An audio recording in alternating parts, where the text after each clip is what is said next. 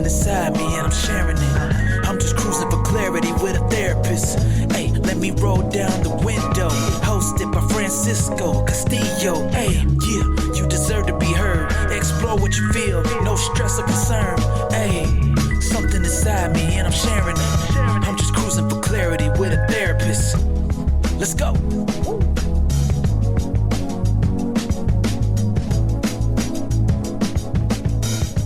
Welcome back. I'm Francisco Castillo, licensed marriage and family therapist, and today we're diving deep into a topic that hits home for many of us. We're busting a big myth about healing. The idea that you have to change who you are. Here's the deal. You don't need to create a whole new you. You just need to reconnect with that awesome version of yourself, buried under expectations, pain, and survival tactics. Life throws so much at us. Stress from work, relationship pressures, societal norms, that sometimes we lose track of who we truly are. This episode is all about why we lose ourselves, what science says about healing our inner selves, and how therapy can be an invaluable tool in guiding you back home. Let's be real. Doing this alone is tough stuff. It's like trying to navigate through fog without a compass. Therapy is one of the best ways out there for navigating this journey because it provides support and clarity when things get murky. Before we jump in, take a second. When was the last time you felt totally like yourself? Not who others think you should be, but really you. Picture that moment. What were you up to? What was happening around you?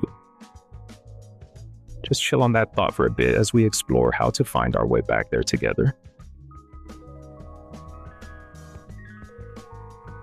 We're living in a world where the pursuit of self-improvement has become almost a universal mantra. Everywhere you turn, the message is loud and clear: level up, become the best version of yourself, or reinvent your identity. It's as if there's a constant drumbeat urging us to transform, pushing us to believe that who we are right now isn't quite good enough. This relentless focus on growth implies that we must erase our past selves and start anew, constantly striving for some elusive ideal. However, this raises an interesting question. What if true growth isn't about changing who you are at all?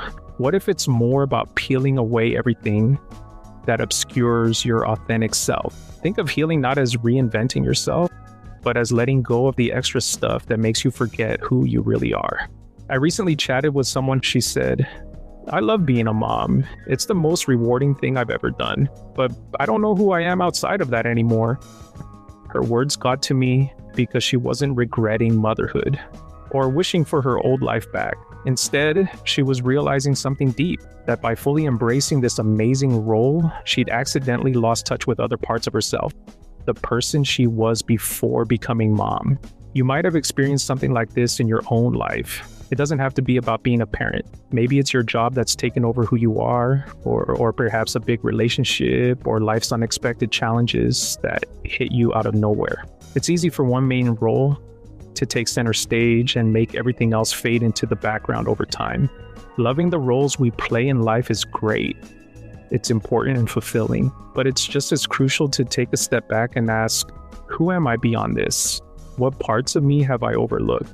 Healing isn't about ditching what we love. It's about making room for every part of ourselves that makes us whole. Let's face it, figuring all this out on our own can be pretty overwhelming. That's where therapy comes in handy. A helpful guide through the confusing journey toward clarity and self-discovery. A good therapist can help you peel away layers of societal expectations and self-doubt so you can see yourself clearly again, in full color. Not just as roles defined by circumstances, but as a beautifully complex person capable of holding many truths at once. From the get-go, we start picking up on how to fit in and feel accepted by those around us. It's like we're constantly updating this mental guidebook.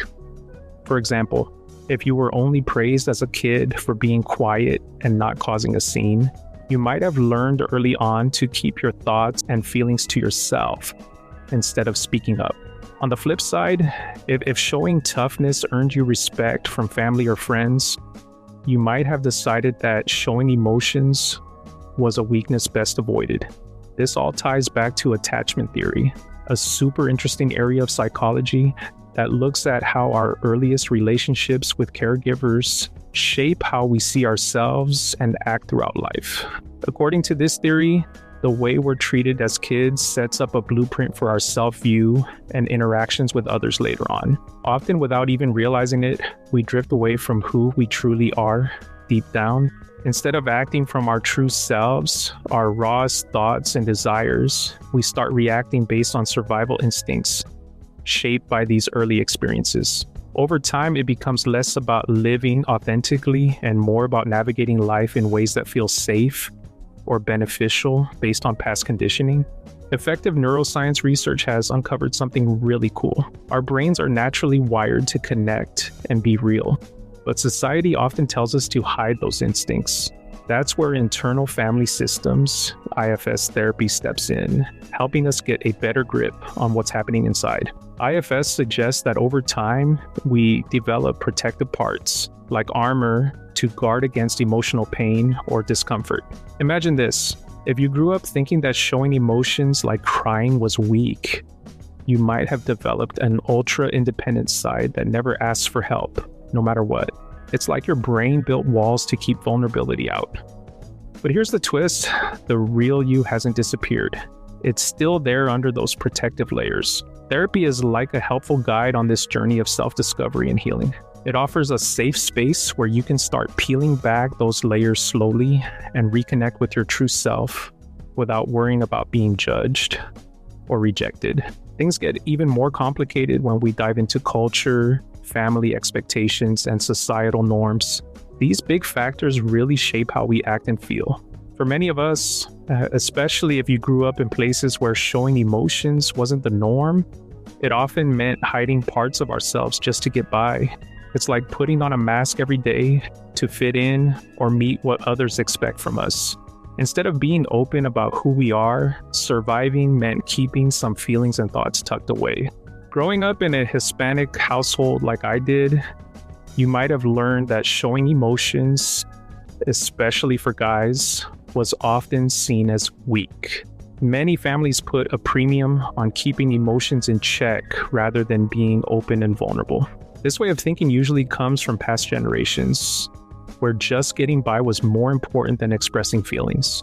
If your parents or grandparents were always in survival mode, they probably didn't have the time or space to teach you how to be emotionally open. So many of us ended up fitting into the roles our families needed rather than figuring out who we really are. That's where therapy can be a game changer. It offers a space for self-discovery beyond what your family or society expects from you. In therapy, you get to explore who you truly are without any pressure to stick to certain roles. It's like peeling an onion. It helps you figure out what really matters to you versus what you felt pushed into doing because of outside influences. Therapy gives you the tools and insights to separate your true self from the roles you've been playing throughout life's journey. Healing is really about reconnecting with your true self, and therapy can be an awesome guide on that path. Mindfulness-based therapy in particular is super handy for spotting when you're just reacting from old wounds instead of responding thoughtfully and with self-awareness. So next time you find yourself bending over backward to please others, shutting down when things get tough, or getting defensive at the slightest thing, take a breather. Hit pause and ask yourself, is this really me being me? Or am I just slipping into an old survival habit that's not doing me any good anymore? It's all about breaking those patterns and staying true to who you are deep down. And then we have narrative therapy, which is basically about rethinking the story you've been telling yourself about who you are. It's like rewriting your own life script, letting you focus on the parts that really count and maybe tweak some of those less helpful plot lines. When you're talking with a therapist, they can guide you through some pretty eye-opening reflection exercises. They might throw out questions like, what parts of me did I abandon to be accepted? These kinds of questions make you pause and really think about how you shaped your identity based on what others expect or pressure you to do. It's a cool way to get a better understanding of yourself and take back pieces of your identity that might have gotten lost along the way. Let's talk about somatic therapy now. This is all about getting to know how our bodies hang on to stress and trauma. Instead of just chatting about problems, this approach digs into the physical feelings that come with emotions. It uses things like deep breathing, mindful movement, and body scans to help you reconnect with parts of yourself you've been avoiding for a while. These practices can bring relief and balance by tapping into the wisdom your body holds. When you team up with a therapist who gets somatic techniques, they can help you process emotions more deeply, going beyond what words alone can do to find healing in surprising ways. Just a little something to think about. You don't need to completely change who you are. It's more about reconnecting with your true self. Healing isn't just fixing what's broken. It's about exploring and rediscovering the parts of you that got buried under survival instincts, what society expects, and those pesky fears we all deal with. If you've ever thought about trying therapy but aren't sure if it's right for you, I totally get it. It's a big decision, but why not give it some thought and check out your options? You could start by looking into the different types of therapy available. There's a whole range from cognitive behavioral therapy to mindfulness-based approaches, each with its own cool benefits. Maybe even consider setting up a consultation with a therapist just to see how it feels. Sometimes that first chat can really help clear up any doubts or questions you might have. And hey, remember that healing isn't something you have to do alone. It's completely okay to reach out for support as you work on your well-being journey. Before we finish up, I've got a fun little challenge for you that could brighten your week. Try doing one thing that helps you reconnect with your true self. Maybe it's as simple as vibing out to the music you loved when you were a kid. Letting those old tunes take you back to simpler times. Or give that friend a call, the one who just gets you and makes everything feel right. You might even enjoy some quiet time alone, just sitting in silence and asking yourself, what do I need right now? It's often these small actions that lead to big changes in our lives. So go on, take that step. You never know where it might take you. If you connected with this episode, go ahead and share it with someone who could use a little boost. And if you're up for more of these chats, make sure to follow Cruisin' for Clarity with a therapist on your go-to platform. Thanks for tuning in, and I'll see you in the next one.